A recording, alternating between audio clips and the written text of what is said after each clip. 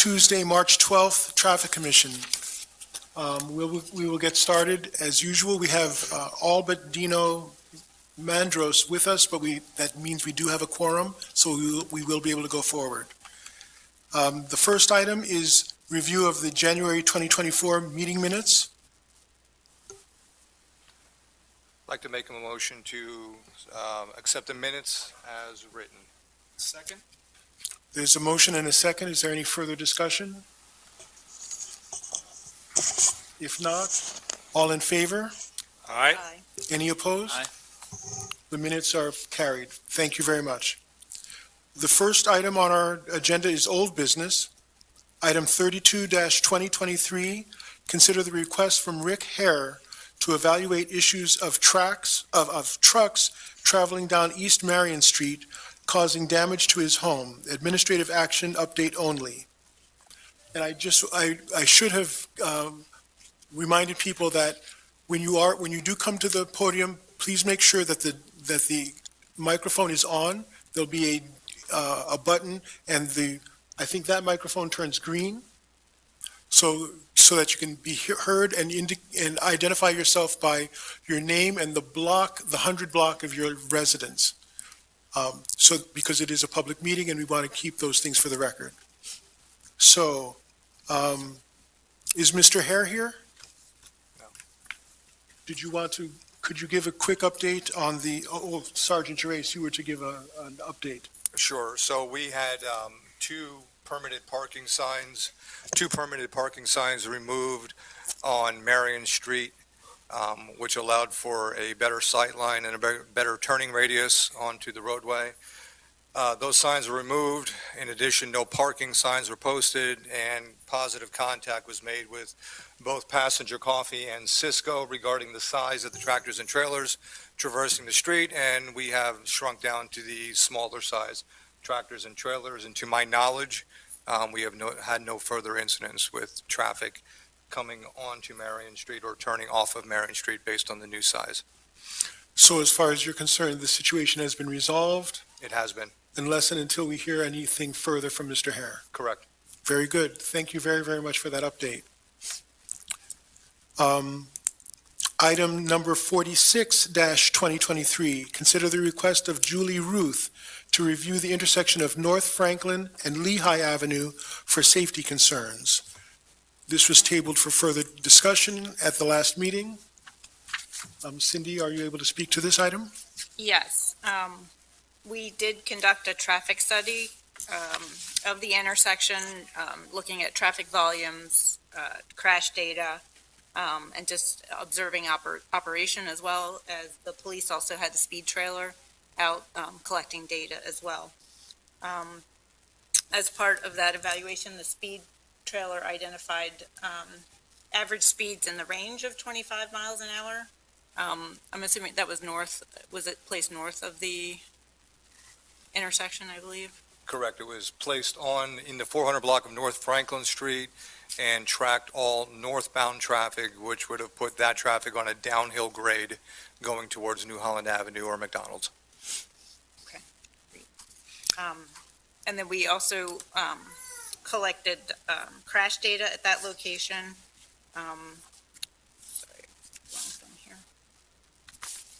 So there were 8 crashes at that location from 2018 to 2020. 7 of those involved either proceeding without clearance or running a stop sign.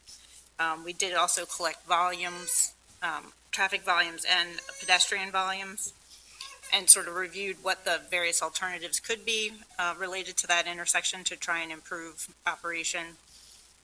At this time, we're not recommending an all-way stop, but we are recommending installing delineators and pavement markings similar to what we've done at a lot of other intersections to improve sight lines at that location.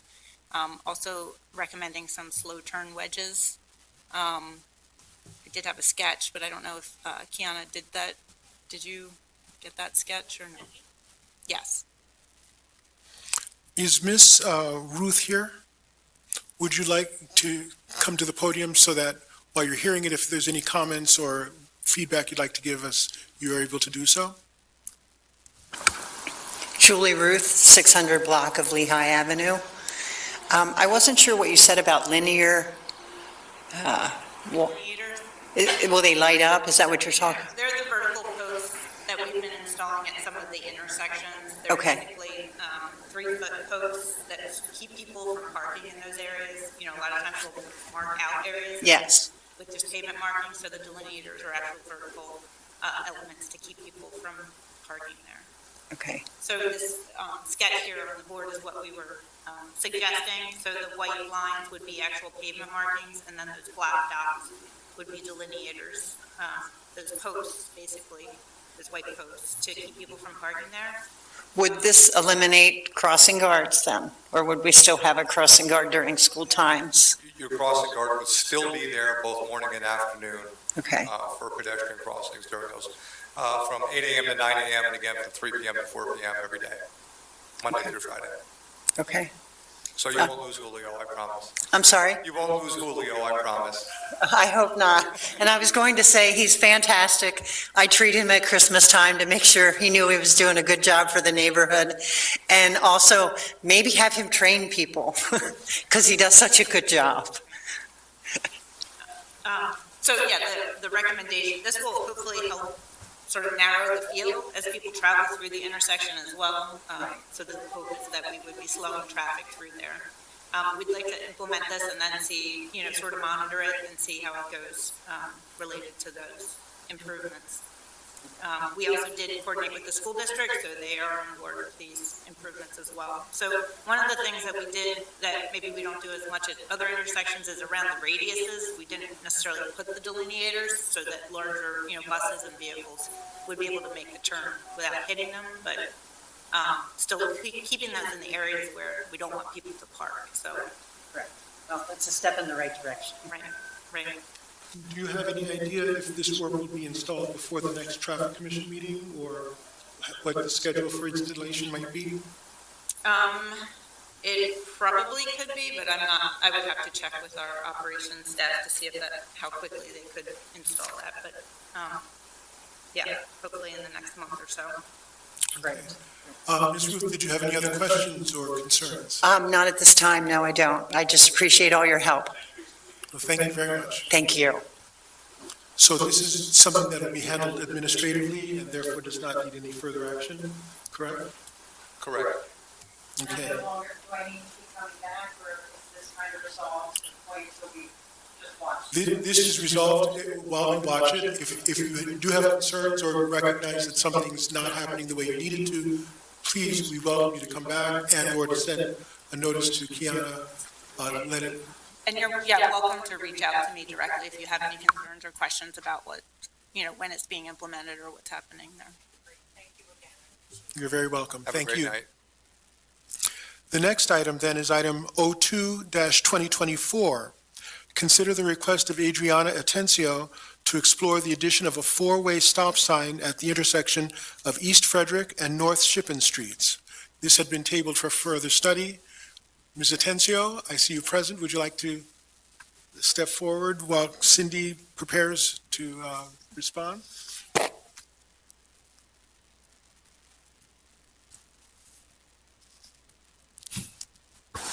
Good afternoon. Adriana Atencio, 100 block of East Ross. Thank you. So yes, we performed a traffic study at this intersection as well, collecting data during the AM and PM peak periods. So looking at the traffic volumes, the volumes are relatively low at that intersection. You know, there was not that much traffic on either approach to the intersection. I think we saw a maximum of 155 vehicles during the evening peak on all approaches. There was a fair amount of pedestrian activity there as well. And we also noted that there were parking restrictions on the west side of the street, I think on both sides of the intersection. Related to the crashes, over a 3-year period, there were 3 reportable crashes. But that doesn't meet the criteria based on, you know, that MUTCD related to the installation of all-way stops. I think the one thing that we did note was on the northeast approach, there were often vehicles parked on that, at that, close to the crosswalk. So our recommendation would be to restrict parking on that approach to ensure that there's adequate sight distance for both vehicles pulling out as well as, pedestrians being seen at that intersection. Would that restriction be done by signage, or would it also include lining the street and delineators? I think we were suggesting that we start with just pavement markings, and if needed, delineators could be added at a later time. Do you have any comments or questions about the study? Figured this might be the outcome. I can tell you the neighborhood's probably going to be pretty upset about it. And certainly the owners of Stubbies. I have a feeling that the crash data probably doesn't actually line up with what's actually happening in real life. But there's not much that we can do about that, so. I will say these are reportable crashes. Right. So there may be additional crashes that we didn't identify. Yeah, yep, okay, thank you. Are there other comments by other members of the commission on this item? Anyone else?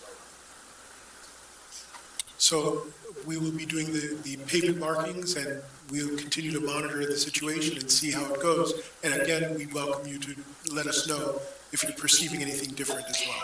Yeah, I would, the pavement markings are great. They tend to be most effective when they are combined with delineators, though, because we see all over the city when you just have the pavement markings, people tend to ignore them and park there anyway.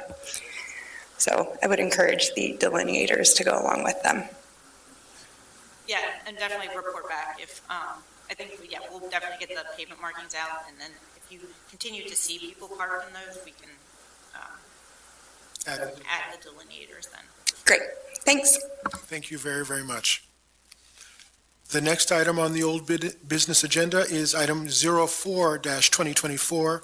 Consider the request of Robert Wilson regarding the addition of RPP in the 100 block of South Ann Street. Mr. Wilson?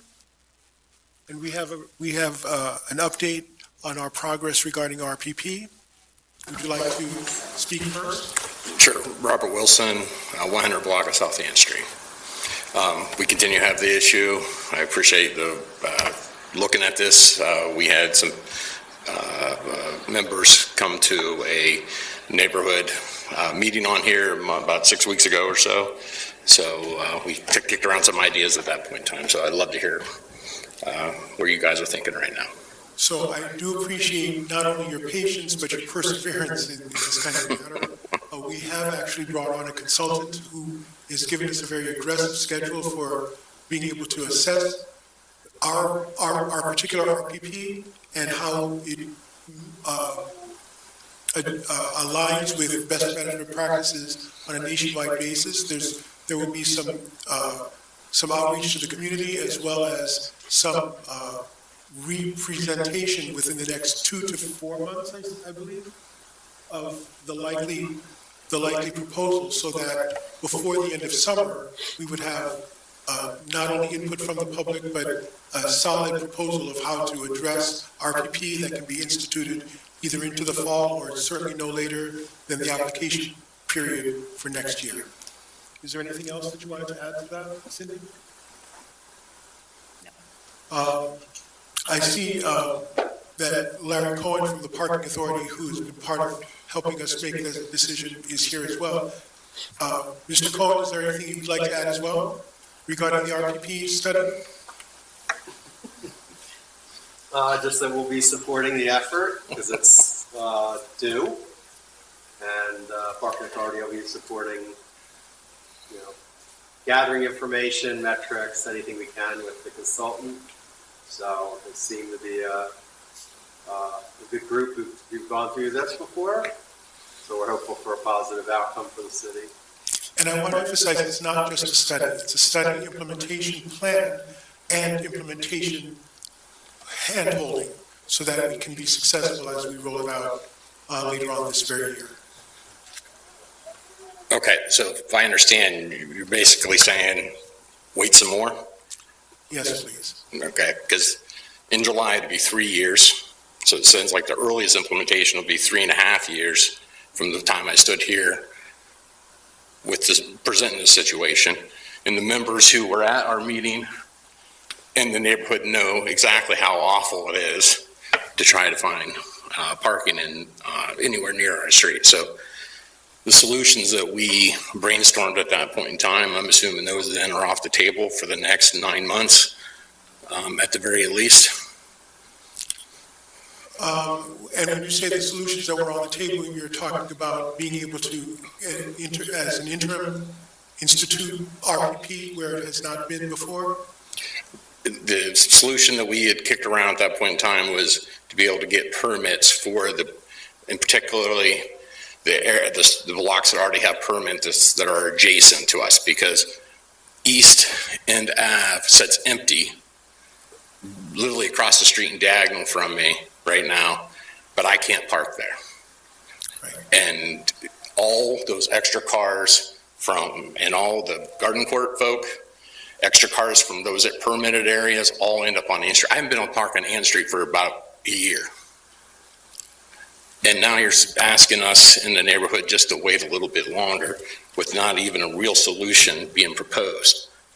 So the intent of the current contract is to be able to not only look at and study what is there, but what works and what does not work. If we reimpose additional parking, it creates a situation that may provide a temporary solution for the few people who get that parking, but it will give us an unrealistic aspect of what we need to study to find the solution for. So yes, we are asking you to be prepared. You're asking us, it's been an unequitable situation for going on 3 years now. Yes, I apologize. And we have, in my neighborhood has to be the neighborhood that takes the hit for that delay or that length of time. And then I don't understand why we can't come up with some aids just to help us out for the next 9 months when we're having to park blocks away. When we see cars, I have cars that sit there for weeks and weeks and weeks and never move. I've been trying to look at cars and see that they have license plates and registration because I've had to call to have them towed because they're just cars that get dumped there. I don't understand why there can't be a temporary solution until this, because you know as much as me, anything new like this, you're going to make your study, you're going to come up with a solution, but implementation is going to take a while to get this thing out. And I feel highly confident that I'm going to hit the 4-year mark and I'll be here again discussing why we can't make this a better situation for my neighborhood. Well, I certainly think that we can ask them to look to see if there's any low-hanging fruit that might be able to be implemented earlier. But with that being, they've only started their work in the last week or two. And so the intention would be for them to be able to assess some of these critical areas that you're specifically talking about. And it's not just your area that's affected, it's several other areas as well. And be able to make some recommendations of perhaps low-hanging fruit that could be implemented. I do hear you. Short of natural disaster, I can almost guarantee that you're not going to be here a year from now asking for the same thing. But I don't want to tempt fate. All right. I appreciate but obviously the message I'm going to have to take back to the neighborhood is that we're delayed again, that we can't get any movement to help us out. Part of the message, though, should be that we have retained a consultant who will be very aggressively looking at this on a very aggressive schedule. We'll be coming back to the community within the next 2 months or so with what some of the preliminary findings are. There will be a survey out. So they're going to be hearing about movement and seeing some movement in terms of data collection and trying to get a hands-on assessment of the situation. So I'm hoping that your communication would also include the actual efforts that are taking place as well. Okay. When should I come back? If am I able to get on the agenda 3 months from now again to see how everything's going if we're not seeing Yes, absolutely. some actions, some of the stuff that you're talking about? We're going to be fine being able to report out by the next traffic commission meeting. So if you'd like to be on the agenda for that, that'll be fine, but we are committed to report out on that. I would appreciate that. I'm not trying to be a pain, but I obviously want to try to. I recognize the frustration, and I'm not able to solve for that frustration at the moment, except to be able to try to be as responsive as we can. Okay. So please do get yourself on the agenda for the next meeting, but we will report on the progress at that next meeting. I appreciate that. Thank you very, very much. Mr. Campbell, may I ask a question? Yes. Just to make sure, Mr. Wilson, yes, Mr. Wilson has guidance on this. Are we keeping the same item on the agenda, or are we having to make action on it today, and then Mr. Wilson will have to submit another request to speak to this matter? So I would suggest, and correct me if I'm doing it administratively wrong, I would suggest that we have, as an old business item, reporting out on the RPP status of the contract. Okay. You do not have to do anything, but you are welcome to come and speak when that item comes up at the next commission meeting. Okay, so in that case, do we need to act on this agenda item today? I believe what we would have to do is make a motion that this is tabled until the next traffic commission meeting, and from that point, report back again. Would you agree, Cindy? I would say that we probably just want to remove this item as far as, making a motion to deny and then.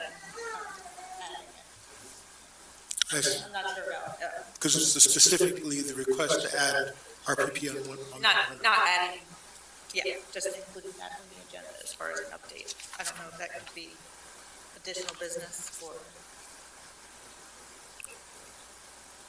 I think procedurally, well, I More than we do? yeah, I think procedurally Cindy's probably right that we should act on the request unless the board is further considering whether we should grant RPP to this block, and in that case, we should table, we can continue discussion at the next meeting.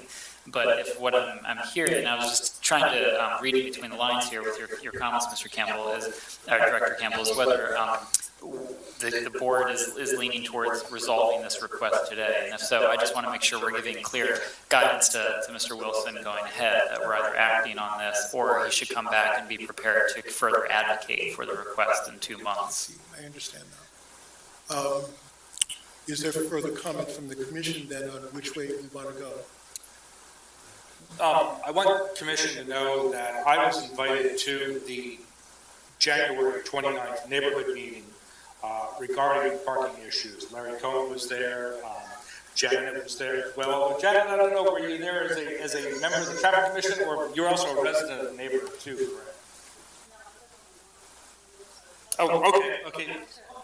But Janet was there, and there was a lot of discussion about, back and forth, what kind of ideas could come up with. And I was open to the possibility of, looking at the possible expansion of that 100 block to be included.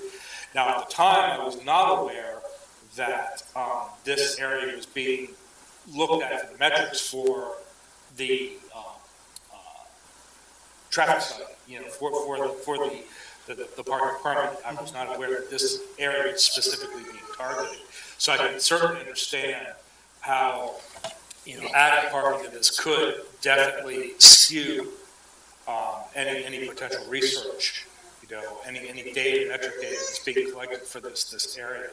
But there were definitely a lot of ideas in the area. Among one of the other things was there were several city-owned parking lots in that area. These parking lots are pretty much open to anybody to use. One of the things that was discussed was whether or not these parking lots could be specifically made permanent parking lots for people in the neighborhood. People with permits could get into those lots. So that would not skew the data because the lots are there, but it would just redirect their usage from anybody to people directly in impacted areas that really need, the relief. That was one thing that was brought up. I have a clarifying question about Mr. Evans' comments. Were we in a period where we're studying the parking situation right now, or will we be in the very, very near future? Do we know what that date is? We are already in that period. We are already in that Kicked off period. the contract a week or so ago Okay, to do RPP study citywide, okay, not only the nature of the policies that we currently have, what their advantages are, what their disadvantages are, comparing them to other best management practices in other similar sized cities with similar types of challenges, and putting in place a plan that would come before an ability to get survey information from the public about what the needs are as they understand them, as well as being able to report back out to the public what we're learning from those surveys and from best management practices. okay. So we know that people are already in the field counting vehicles. The kickoff meeting was about 10 days ago. And do we know when that data period will cease? Do you have Data the, collection period? And all of these questions are getting to, I'm sympathetic about this gentleman's concerns. And this neighborhood, I've heard from many, many times on the Traffic Commission. And I'm inclined to have that block be included in the RPP. But if we are actually collecting data, then I think we should be honest about what that data collection period time is. And if it's then going to take another 6 months to a year to roll out the program, I suggest we identify that date, we grant RPP parking after the data collection is provided, but before maybe a full rollout of the next program happens. Just to provide some kind of relief, because it does sound like that block that he's referring to has very few cars parked on it, and I imagine it must be frustrating to come home every night and see that and be unable to park there. So if there is some remedy in a small way that we can provide until there's a more holistic solution, I'm personally amenable to it. do you remember offhand what the schedule for the study is? I don't know exactly. I think over the next month or two, the data collection, would be complete, but, I don't know for sure yet. We have a meeting tomorrow to talk more. I would say there aren't people counting right now, but we have a meeting scheduled for tomorrow to understand more of what exactly the consultant needs and finding out what we can provide related to that. Well, I'll just throw something out there. Certainly, board can, someone can make a motion, but my thought is if people aren't counting today and we can act quickly to provide this gentleman RPP parking, then I would be supportive of that. I think if the motion were to deny that, I would not vote in favor of that. And then the alternative, we could table until we have an idea of when exactly the counting either starts or stops, and we can have a date by which we then implement RPP parking on the block. So those are two ways I see a path forward. I think if it were to be approved today, we would need to know that we would be able to act quickly enough that the permits would be granted, the signs would be installed, et cetera, and that could be done before the consultants are counting. So that's, a logistical challenge maybe, but. There is one more thing I do want to add. It's not specific to the permitting so much, but the night of the meeting, there was an interesting irony that they met at a church that is looking to become a center of the community in that area. But all the signage in that area, all the permanent parking signs in that area prohibit any parking whatsoever to anybody that doesn't have a permit. So me as a guest there that night, I wasn't legally parked. Anybody that was not in that neighborhood was not legally parked because the signs say no exceptions for non-permit parkers for that time frame. And that's, I think, another thing that they're faced with in that community, with that church wanting to become, something more than what it is. They can't because they're faced with that permit parking scenario that only people that have permits can park in that neighborhood and there's no exception to the rule in that. Yet that, where you guys ended up parking at the East End Ave, that sits open, while the adjacent street where I'm on, there's nothing, and you can't find anything. And so you saw firsthand where the frustration, if you come home from work anytime after 4:00, no chance. Well, first of all, Ann Street almost never there's a chance at all. But any of the adjacent areas that are close to it after 4:00, you're SOL. And remind me, Robert, that meeting on the 29th, that wasn't too far away from a point when they just started putting in those line painting and delineators on the intersections, correct? Correct. Because that night, we were there, all those areas that had just been painted and had delineators installed were all full of vehicles. People were actually parked in the line areas within the delineators. So even that is taken away from parking, and that was a very new thing for the residents to get used to and understand as well. So even though there are delineators, you can still go around the delineators and park. Don't prevent parking in the striped areas. So that just goes to show you, to that night we were there, how tight that parking was in that neighborhood. So, If I may, Mr. Campbell, as well, to kind of piggyback, there was also concern that when people came to the church and there was overflow from their parking, that they really had nowhere because of the fact of the parking permits that prohibited. So, that's not helping with the community, the faith community, to have the ability to park as well. I do understand, and I'm sympathetic, and I'm cautious that this is not a unique situation throughout the city.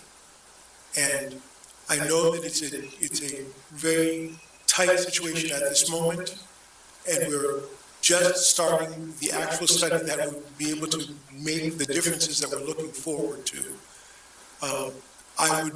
I would ask that we table it until the next meeting, where we are able to report on what kinds of things we are learning about the data to be collected, and if there's any low-hanging fruit that can be implemented, consistent then with a long-term plan, rather than implementing something that would need possibly to be reversed or changed drastically in the short term. That's what I would ask for, but what does the commission suggest?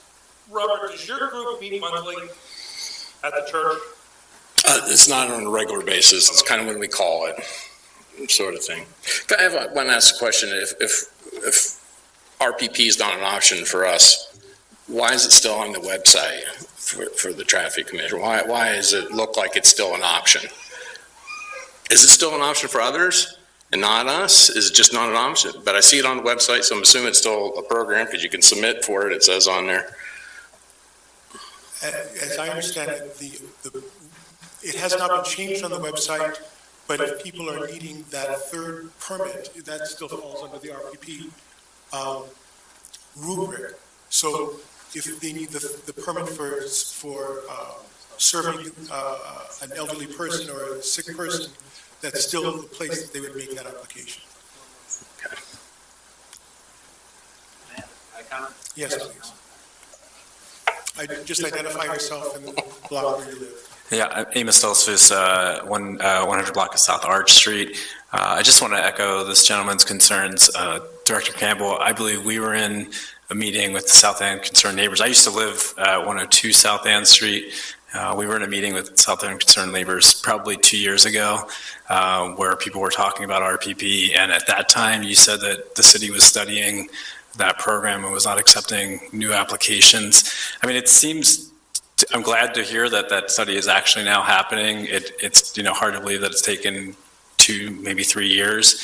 It seems to me it's like pretty clear that for RPP to work, it either has to be like the entire city or not at all. And, maybe like around like LGH or FNM, it would make sense. So like, I guess my concern is, don't we already know that? And why wasn't the study commissioned earlier? So I'm going to take full responsibility for the delay. I did not focus on it the way I should have, and I very much apologize for that, and you can be very, very angry at me for that. Okay. In the meantime, though, it is the case that we are looking at not just whether it should be in place, how it should be in place, why it should be in place, and under what circumstances. Are there factors that should allow us to change it if over the course of a day, over the course of a week, over the course of changes in use on sites, et cetera. And we're at the threshold of being able to do exactly what we had hoped to be able to do in a very short amount of time, because it's not an exhaustive study that's necessary, but it is one that requires the expertise of people who have addressed this kind of concern in a wide variety of arenas, and can anticipate not only some of the challenges, but be able to take some of the information we get from the public as to the challenges and factor it into an overall solution. My concern about being able to take an action now, as anxious and as dire as the situation may be, is that there's a lot of other situations that are similarly dire, and in the midst of trying to come up with a solution that we need to be able to follow and understand the data from, we'll be changing the foundation of the information that we're looking for. I'm asking for, and I have no right to ask for it, but I'm asking for it anyway. I'm asking for a little bit more patience and the ability to report out 2 months from now at the next traffic commission meeting as to what we're learning, how we're learning it, and how it may affect what we're doing. By that time, I also expect that there will also have been a public survey out so that people can citywide be able to submit information about what their perceptions, effects, and impacts of RPP are. Yeah, I appreciate that, and I do appreciate you, taking responsibility. I think it's helpful to hear that from city staff, and maybe that would be helpful to communicate to South End concerned neighbors, because I think that the risk here is, when we have meetings for years and it sounds like studies are being done and that things are changing and they're not, it's easy to lose trust in government officials. And then when you say this study is happening and changes will be coming in 6 months, it's hard to believe that. So I would recommend, or suggest that, reaching out to those neighbors and taking that responsibility might be helpful. Thank you. Thank you very much as well. Director Campbell, I'd like to make a motion. Before I do so, though, I just have a comment to make. Curious why we're using the existing RPP situation as our baseline. I think if I wanted to study the problem, I would abolish the RPP, let people park wherever they want, and then study where the pressures are. Otherwise, we're just evaluating the broken system that we have that we already know isn't working. Food for thought. I'd like to make a motion to table this request that's being made, and then at the next agenda, consider whether we should approve or deny the request. So I would appreciate a report out from staff. I think that would still be useful at that time, but I just want to make clear that I'm suggesting we don't take action on the request and that we consider that at the next meeting. I'm going to second that motion. So motion and a second. Is there further discussion? Is there any further comment from the public? No. Only thing I'll just say, as I agree, I think it should be one way or the other. If we can't get into the RPP, then let's just make it equitable for everybody. We have 2 systems now. That's not equitable. Understood. Thank you. Mr. Tensio? Oh, I'm sorry. No, you're fine. I agree to abolish RPP. Yes, that was RPP.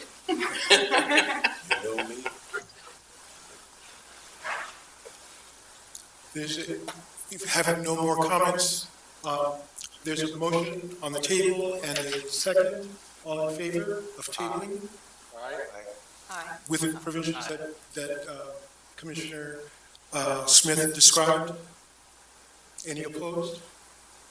So the motion carries. It will be tabled until next time, at which point action must be taken on that and that request. Thank you very much.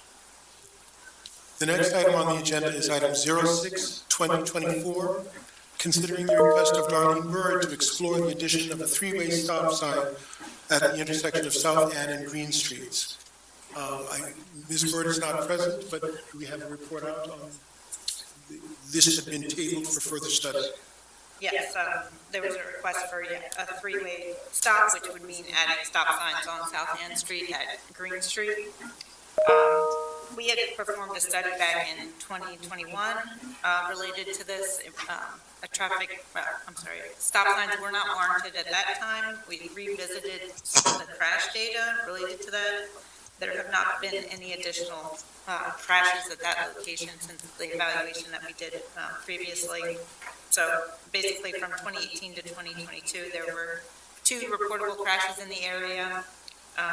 And yet, just based on traffic volumes and crash history, we still are not recommending the installation of an all-way stop sign at that intersection.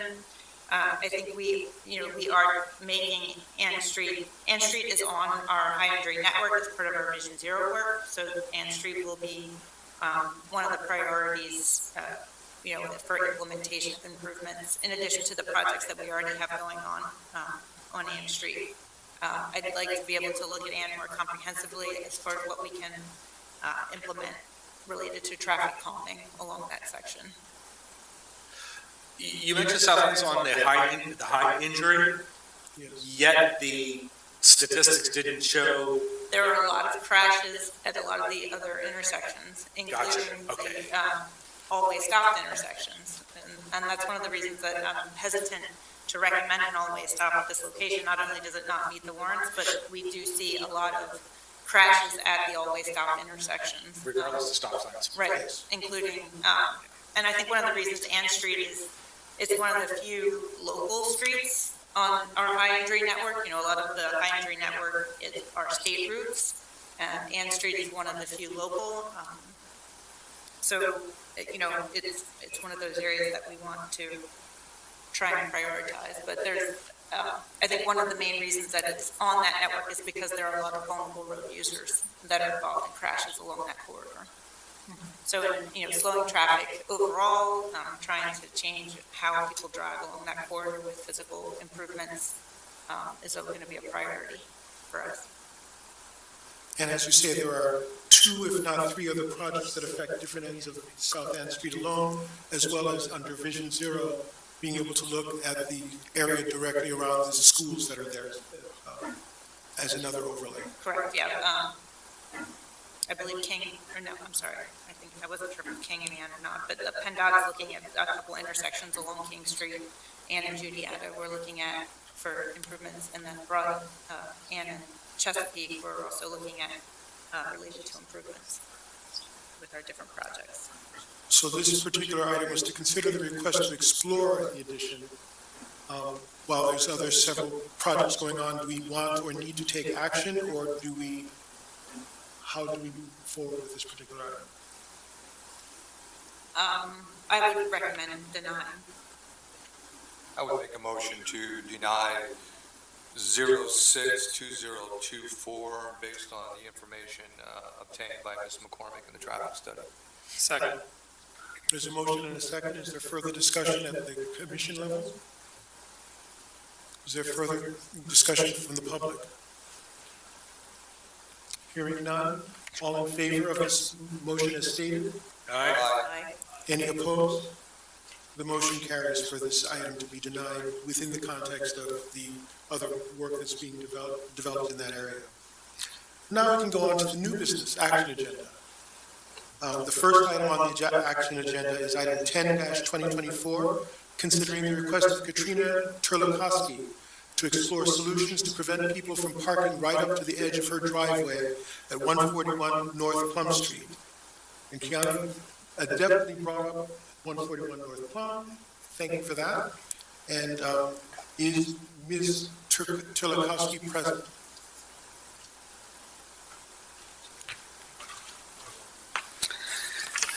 Good afternoon. Just identify your block of residence as well. Yes, my name is Katrina Terlikowski, and I live on the 100 block of North Plum Street. I've lived there for about 2.5 years, and I sent only a small sampling of pictures to you guys of how many times it's occurred that people have parked up to both edges of the driveway. It creates a safety hazard getting in and out of my home, and I live on the first floor. There's also another tenant that lives above me, and then neighbors to the north of us also share the same driveway. Sometimes we have guests that come in and out of the driveway as well. As you can see in this picture here, there is a sign on the south side of that tree that is having people not park too close to the Turkey Hill driveway area. I think if that sign was on the other side of the tree, it would allow 3 cars to actually park in that space. But what happens is 2 cars park, and then the third one just squeezes right in up to the edge. The traffic is very fast on that street, so it's very risky to get in and out, especially going out. Either turning right or left out of the driveway is a threat. So I am requesting that we put in some kind of traffic device on either side of the driveway entrance. I think sometimes people don't pay attention to lines on the road. Sometimes they don't pay attention to the signs in the sidewalk. I was suggesting maybe a large concrete planter to put on the north side of the driveway entrance. I understand you guys, I understand that we have those pillar things, I forget the name of them. Thank you. That might also be a solution. Yes, the triangle shape painting thing on the ground would help as well to create a little bit of a buffer space. The curbs haven't been painted, they used to be painted yellow, but they haven't been repainted in years, so they're kind of worn away, so it makes it difficult to see them as well. So yes, that's my request. So thank you very much, Ms. Turlakowski, I apologize. Yes.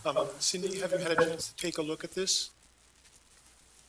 No, I haven't specifically looked at this location, no. I'm not sure what we've done in the past. I mean, I believe we can post like 5 feet from the edge of the depressed curb. I'm not sure if that's adequate for what you're, what would be needed at this location. Otherwise, yeah, we can get into removing more parking spaces if it was needed. I'm not sure that we like to do that related to driveway openings, because there's many of them throughout the city. Is anyone else familiar, commission familiar with this situation or similar? Yeah, so what, Ms. McCormick and I, we had spoken briefly about this, and I didn't realize that you had want to be heard, Ms. Turlakowski, and I apologize for that. We were going to make the administrative decision to simply install the signage, do not block driveway.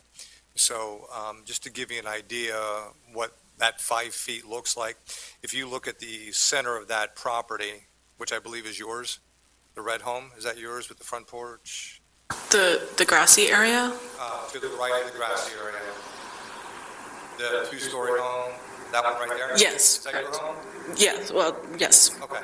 So you see the middle porch post that's on the front right there? Yes. That's about where your sign would go that would say, do not block driveway, which would give approximately a 4 to 5 foot buffer area from the edge of your driveway when entering or exiting. That's as close as someone could park to your driveway. Would there also be another sign on the north side of the driveway? Because the north side is the one that's the bigger problem. The one on the south side is the neighbors that live next door, and I think they do a pretty good job of trying to be sensitive. They back off about a foot or two, but it's the north side that they park right up. We would install signs on either side of the driveway. Okay. Do not block driveway. It would be an official city sign and therefore enforceable. Okay. And I encourage you, in the meantime, if you have people that are in fact blocking, please call us. We'll come out. I do. And obviously, education is always the first goal. If we can educate, unfortunately, our next step is enforcement, and we can certainly write and/or tow vehicles that are blocking the driveway. But if they are not technically blocking it, but they are up to the edge of it, is that also, I just don't want to continue to use taxpayer money to call the non-emergency line, and I don't want to be a nuisance in doing that. So understand you're not, that's why you pay us a lot of money. Please call us, okay, we're happy to come out and help you out. Okay. We want you to be able to live happily wherever it is in the city without having to constantly deal with nuisance, visitors, neighbors, et cetera. And we're happy to do that. You're not a nuisance. Okay. Please call, and we're happy to come out and deal with that. If we were to install those signs for you, theoretically, I'm asking you to guess, you think that'd help alleviate some of your issues? As long as people adhere to the sign, And we want people not to see either, right? all right. Yeah, I think that would be a good start. Okay. Yeah. Ms. McCormick, would you have any objections to that?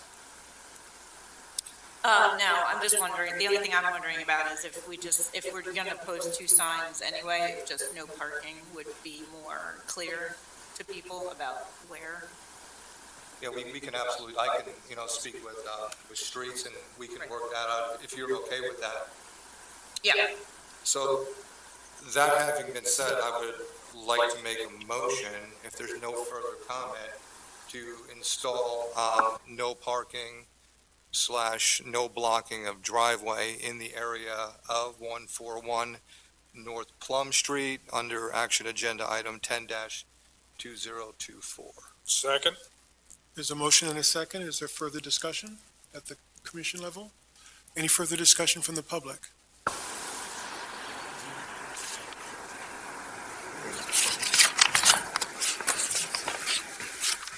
I'll add in about, Emily Wilson, 600 Block East End Avenue. Calling the parking authority during normal business hours is great for like parking infractions, cars parked in no parking zone. But I've struggled calling dispatch at night. I get, I can't think of the word, but like essentially like not caring. Like they can't believe that I'm calling at 8:30 about a car in a no parking zone. And so I don't know if there's any sort of communication with dispatch, Sergeant, but the last conversation I had was just really disheartening. So good luck if you call after business hours. So I hear you, and I can empathize and sympathize with you. Afterwards, we can share contact information, and I would be happy to pass along your concerns. Fortunately or unfortunately, after hours, maybe when the sun goes down, things tend to get a little busier, and that's not to say complaints of a minor nature ought to be taken care of appropriately, but it's certainly a conversation that's worth having. And I hear you. I wish I had a better answer for you. We have continually pushed, at least from our side, to have the night shift personnel try to take a more proactive approach from parking issues. They tend to be taken care of better in daytime because, well, we quite frankly have a dedicated staff to do that. And depending on call volume and manpower, unfortunately, some things do tend to not reach the priority level that maybe they should be. Yeah, it's understandable. Cars aren't people, and I'd rather No, but it still affects you. a little. Thank you. Are there any other comments from the public? Hearing none, there's a motion and a second on the table. All in favor? Aye. Any opposed? That motion carries. Thank you very, very much. Thank you for your time. The next item on the agenda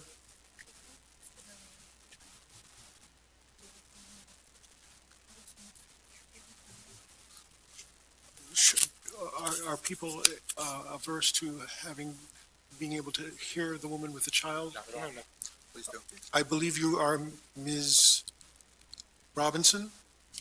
We're going to take, administratively, we're going to switch over just for a few moments and take item 13-2024, considering the request of Maria Robinson to have a caregiver permit issued.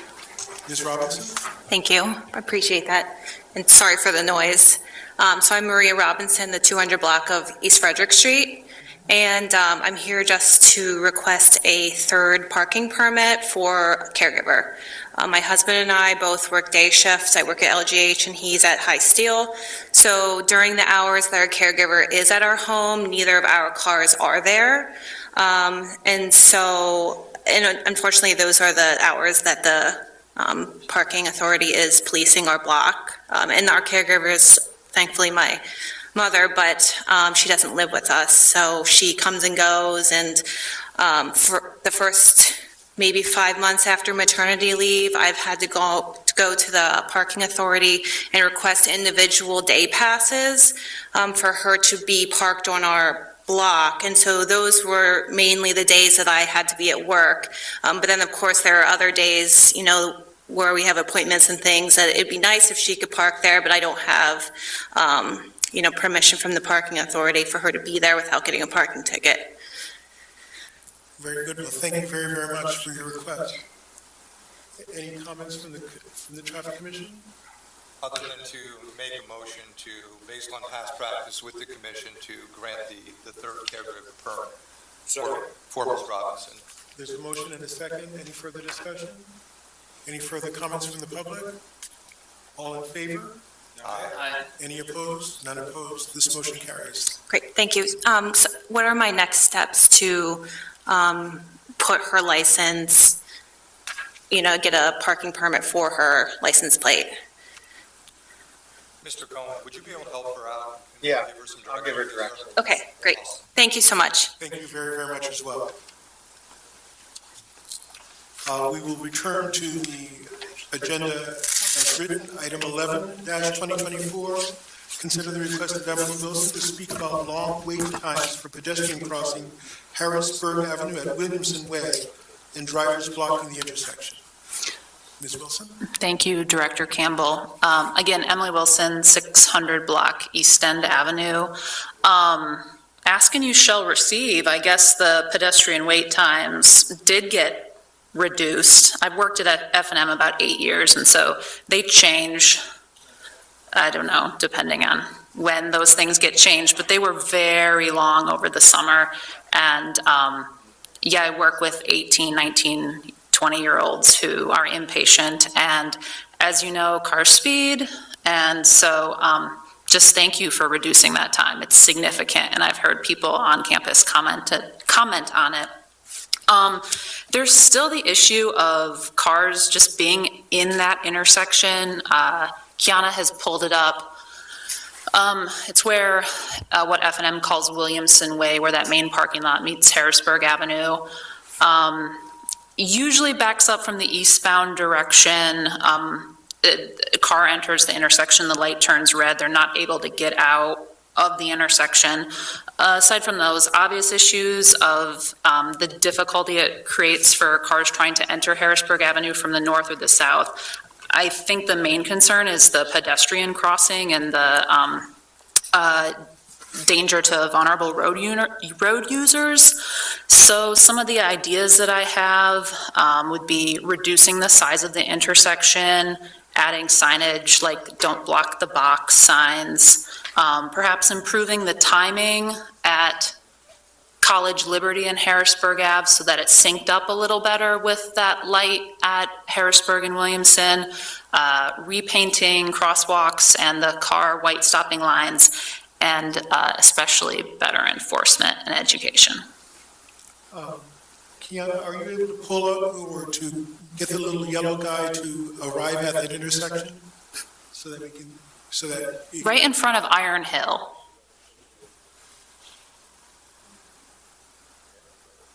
Yes.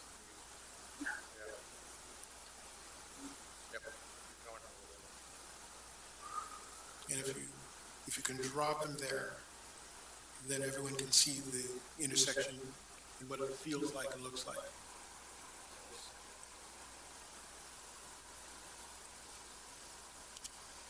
While we're waiting for that, Cindy, have you taken a look at this as well? So I had emailed Emily because, we've been struggling with this. We've been talking with F&M for quite some time about the corridor, this intersection in particular. So we've recently implemented, it's an adaptive traffic signal system that works along Harrisburg Ave. It goes all the way from past, Park City, all the way into the city. And we've been struggling with that system recently in that some of the detection isn't working so well. We've had a lot of complaints about really short green times, but we recently implemented basically a pre-timed system or a pedestrian recall. So it's just serving pedestrians every time, depending, even if there are no pedestrian calls. So that's why that's what's been implemented recently. We're continuing to look at this corridor and see how we can improve it. So we may be taking it out of the adaptive and going to more of a traditional coordination system and trying to, have it operate more like most of the other traffic signals in the city rather than like a suburban corridor. I think, the do not block the intersection, we could definitely put some of those signs up on the mast arms. I don't think that would really be an issue. And we can evaluate the crosswalks as well. I'm sure if it looks like some of them are not canopy keys for some Yeah, reason. I cross there like 4 times a week, and I can't tell you if the paint's in good shape. So, and I think it's a pretty easy ticket. If an officer wanted to sit out there during rush hour, it's illegal to sit in an intersection when your light is red. So, education, like Sergeant Dross said. Yeah, I'm not really looking for a solution. It's just trying to turn left into the parking lot heading west on Harrisburg is always difficult. Walking around cars when you're trying to cross the street, biking. So.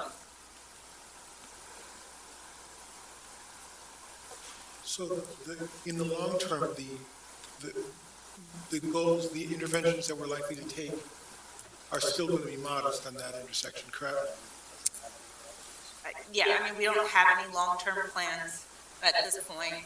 I know there's been different talk about, maybe what we could do with that corridor to improve, the pedestrian safety and that kind of thing. But we don't have any significant plans at this point. Like I mentioned, the traffic signal coordination, we're definitely looking at how we can improve that. But I think as far as we could administratively put up the signs and look at the crosswalks at all, I think that would be, adding some piano keys would be relatively easy for us to do. Any other input, Sergeant, or others from the commission? Could we administratively put the yellow triangle pedestrian crossing with the flashing yellows? Is that something, or is that a PA1 call because it's a state roadway? Just to highlight those pedestrian intersections.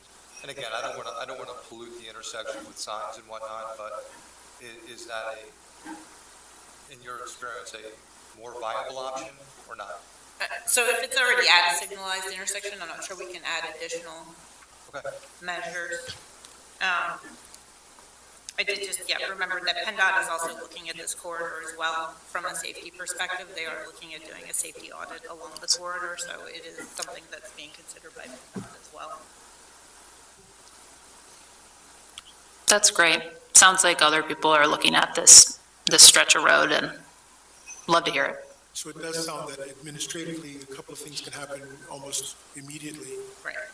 And then keeping in context the other studies and what the state is about to do, and just stay apprised of it and keep us apprised of what you're experiencing as well. So this is something that we're proposing to be dealt with administratively. I believe that would be appropriate, Mr. Campbell. I believe Ms. McCormick would agree as well. Yes. So I guess a motion would be needed. Yes. I would like to make a motion regarding action agenda item 11-2024 to take the administrative actions for pedestrian crossings and highlighted vehicular directions along Harrisburg Avenue at Williamson Way. There's a motion on the table. Is there a second? I'll second. There's a motion and a second. Is there further discussion about the motion at the commission level? Any further discussion from the public? Hearing none, all in favor? Aye. Aye. Any opposed? The motion carries. Don't go anywhere.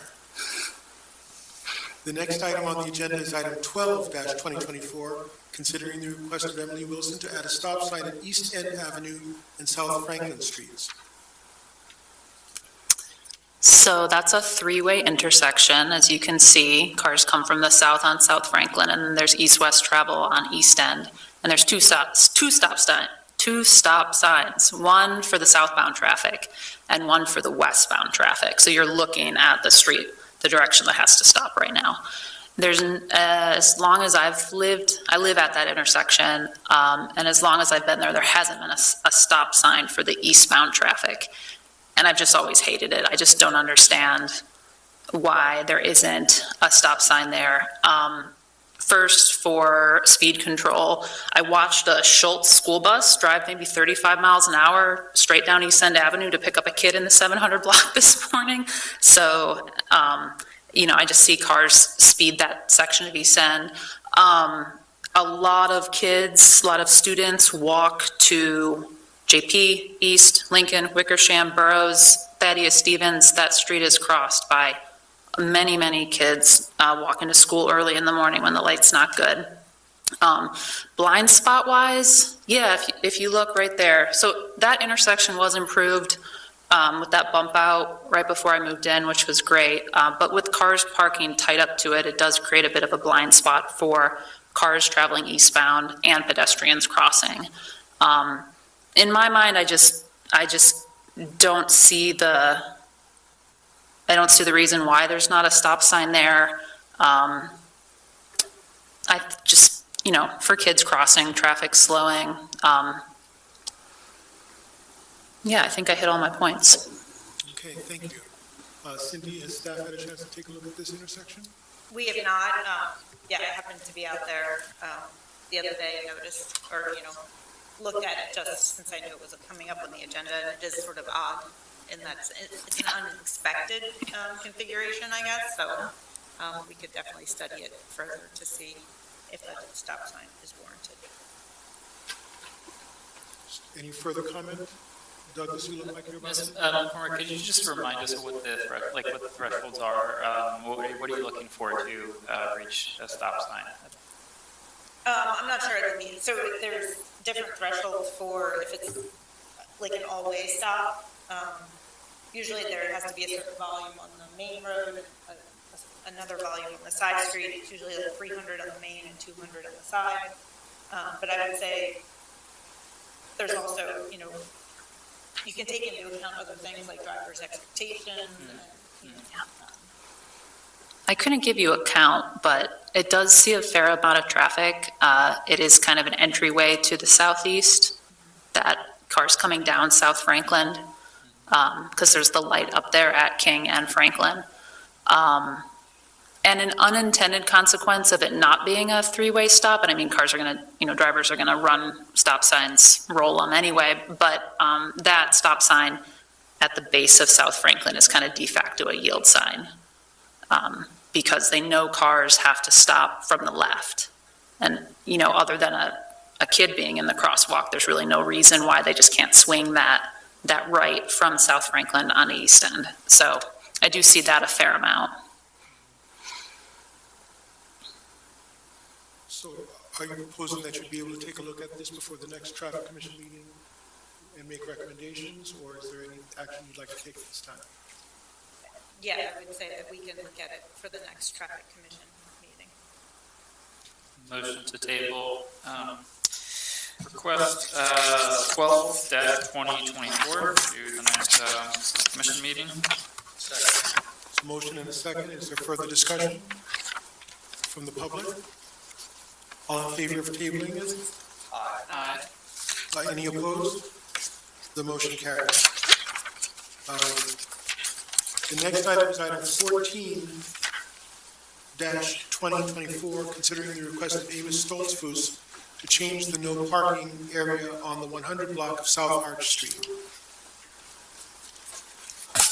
Hi, Amos Stoltzfus, 100 block of South Arch Street. I'm also the SOE director for Tenfold. So if you're able to pull up the 100 block of South Arch, I live on this street. It has a bit of a strange development pattern in that most of the street doesn't have any parking, but there is a section on the north west side. So yeah, you had it there. If you can go rotate, yeah. So on the right, as you can see, there are always cars parked there. There is enough space for parking. There's no sidewalk. That was construction in that one section. So I had some communication with Deputy Director McCormick back in November, and you indicated, Cindy, that the city would be supportive of removing the no parking sign.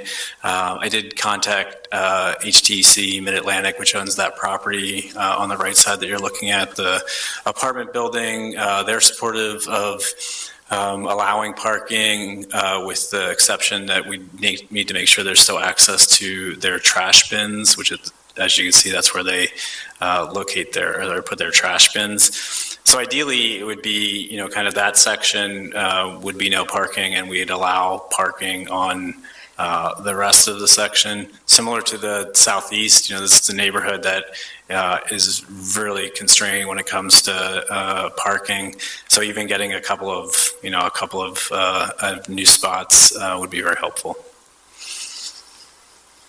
Cindy, did you want to comment on? Yeah, I, was supportive of doing that. Just now, it is an odd configuration, though. You're sort of blocked by that wall and, the access, various points of access there. I think there would need to make sure that those are maintained. I think there's some steps at the end of that patio area that comes in that would have to be maintained as well. So there was just a few concerns about the logistics of it, but I think if it adds some parking spaces to the neighborhood, that would be helpful. Yeah. Is there any further comment on the commission level regarding this particular stretch?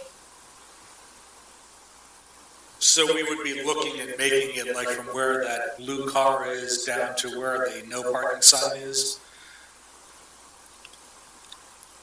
Yeah, basically that stretch with the, as Cindy's saying, there is that strange steps, that go up into the apartment building. So I don't know if it's possible to paint that curb or in some other way indicate that, we don't want people blocking the steps. But yeah, allowing parking down to where there is another no parking sign. Yeah, for the trash cans. I think Is that within our toolbox to stripe that area? Yeah, and they want it clear. Bottom of the trash cans. I would imagine we could put some hatching or something in the pavement. That would probably be the easiest. Yeah. I'm sorry, so when you talked to the property owner, where, did they want that entire area? Yeah, basically, if you rotate, they basically, their only concern was to ensure that people, the trash haulers still had access to the trash bins. So I don't know there are a number of trash bins, because it's a multi-unit building. I don't know if it needs that entire area, but certainly some of it would need to be designated as no parking so that there's access to the trash. Yeah, I just wanted to be clear about what the limits would be. Maybe So if one wants In looking at this, I think I would recommend, so I agree with Mr. Stoltzfus that this is some valuable parking that we could likely give back to the neighborhood. Almost where that sign is now that indicates there's no parking side to side, you make it no parking from here to corner, therefore opening up parking space that would be going south. Yeah. Down South Arch Street to almost where that curb line meets that green home on the right-hand side there. Yeah, I think that makes sense. any further. That way, if you keep that open, it does a couple things. One, it allows access to the trash haulers. It allows folks, especially larger vehicles like trash trucks, to be able to make that turn off of Vine Street. Right. Yeah. Any further comments from the commission? Any further comments from the public? Excuse me, Mr. Campbell, real quick question. If they're gonna be picking up trash, is that gonna be wide enough if there's a car parked there? That's the only concern really. Well, again, this Councilperson Diaz, we would make that no parking from basically the end of that porch. So from the end of the porch to Vine Street, we would disallow parking from that porch to Vine Street. I think once we do that, that will allow, I think, sufficient access for a trash haul to get in.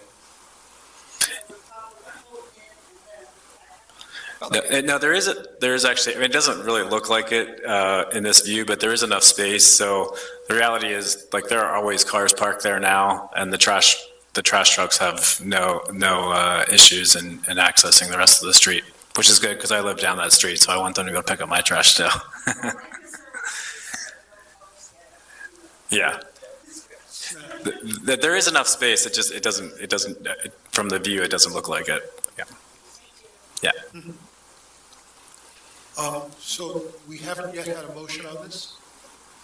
So I would like to make a motion considering action agenda item 14-2024 to modify the no parking in the 100 block of South Ann Street from, make sure the board is okay with this, and I'll allow coordination with myself and streets to make the administrative signage decision, much like we spoke about here, to allow for parking on the west side of South Arch Street. That was a very long and protracted motion, but I want to make sure I'm clear about it. If you were specific. Okay. Does everyone understand that motion? And if so, is there a second? Second. There's a motion and a second. Any further discussion about the motion? From the commission? Any from the public? Hearing none. All in favor of the motion? Aye. Any opposed? The motion carries. So that's going forward. Thank you. Do you any idea how long it would take? I'm sure my neighbors will want to know. If I had to guess, once I get together with streets, we could probably, fingers crossed, 2 to 3 weeks. Okay, great. We could make this happen, depending on everybody's schedules, hopefully sooner. Great. Appreciate it. Don't hold me to that, though. Thank you. You'll coordinate the pavement markings then as well? I will. Okay, thank you. Very good. Thank you very much. The last item on our action agenda is item 15-2024, considering the request of Emily Wilson to speak about West Lemon between College Avenue and Charlotte Avenue, the possibility of a stop sign on Lemon at the 4 intersections of Lancaster, Mary, Pine, and Nevin Streets. Hi again. Thank you so much to Kiana and Cindy for getting this item on the agenda. I just asked, so thank you. Also, thank you for the bike lanes. I do try to take the Lemon Street bike lane often because it's there and it's protected. Sorry? Hallelujah. Yeah, someone's got to ride in it. And I'm not going to blame it on the bike lane. I think it's inevitability of moving the parked cars on the other side of the bike lane, and also vehicles like that white SUV is insistent on parking in the crosswalk. The cars parking too close to intersections, that you've really decreased the visibility in trying to cross Lemon Street. I think it's always kind of been a difficult street to cross, north to south or south to north in the city, with the through traffic east-west, and then the stop signs for the north and south traffic. Adriana used to live on North Pine, thank you. And I remember always like leaving her house, bike or foot or car, how hard it was to make a left to head into the city. I have seen an incident, a car incident, not a reportable one. It was just someone pulling out and bumping a car that they didn't see. I've seen too many close calls to count, biking in the bike lane, just cars creeping out, not being able to see, crossing traffic. So if you're like coming from the south, like on Mary heading north, you have to cross the crosswalk, you have to block the bike lane, which unfortunately we can't see because it's not an updated Google photo. So you have to block the crosswalk, block the bike lane to even maybe be able to see some visibility north, east and west on Lemon. And your chances of having a clear sight line are made more difficult by cars not respecting the no parking zones.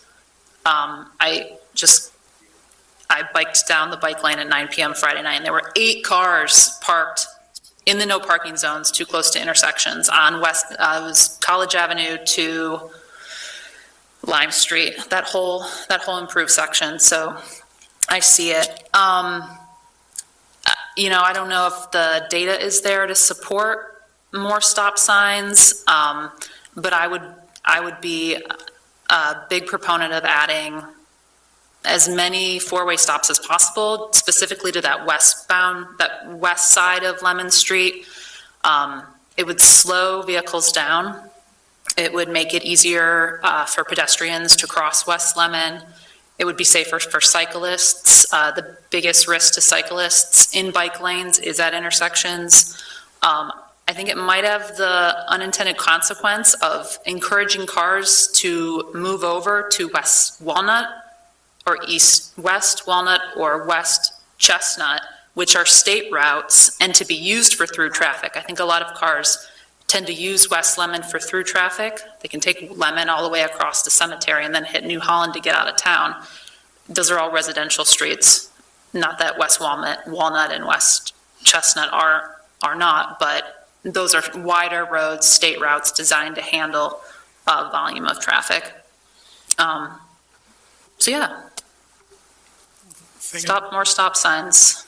I don't know if you've had a chance to look at this thoroughly, Cindy, but have you or staff had a chance to look at this? No, we have not.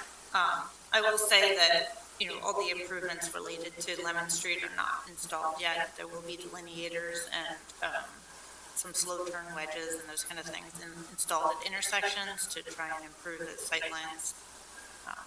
So there is still work to be done on the bike lanes at this point.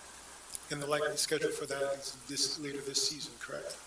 Yes, in the spring. I think as soon as the contractors can be confident about the weather not turning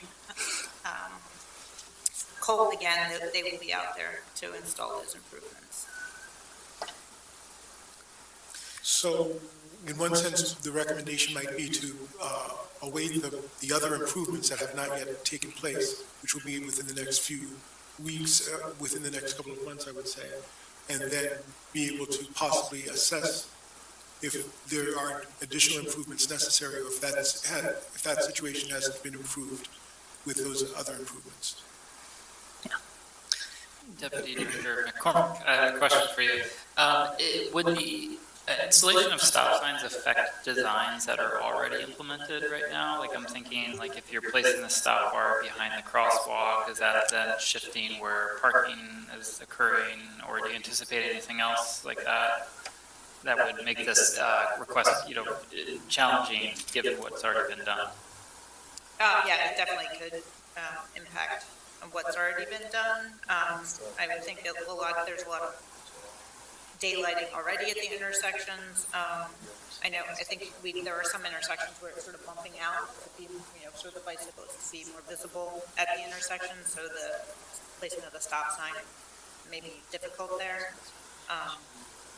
Yeah, I will say as well that we don't want to be installing stop signs as speed control. And that's what we continue to, because if they're become too frequent where people don't feel the need, as you mentioned, at the previous intersection, then they're just ignoring them anyway. So we want to be judicious about where we're putting the stop signs as well. Thank you. So is there a recommendation we'd like to make regarding this particular item?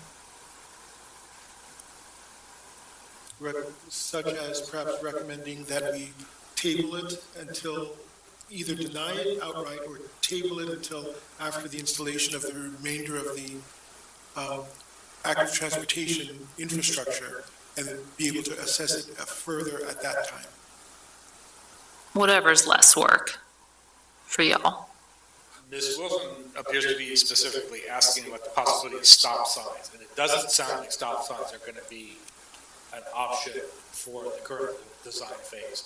I would recommend denying 15-2024 and denying it, and then let's get everything built out on Lemon Street, and if we start seeing problems or in areas of improvement, we come back and we can address them. Maybe I'll ask for less. Stop signs, I don't believe stop signs would be warranted, even under PennDOT guidelines. One at Mary would be awesome, with Splits and Giggles, and then the West End Market. That intersection definitely does get pedestrian, and cars don't stop for the pedestrians there.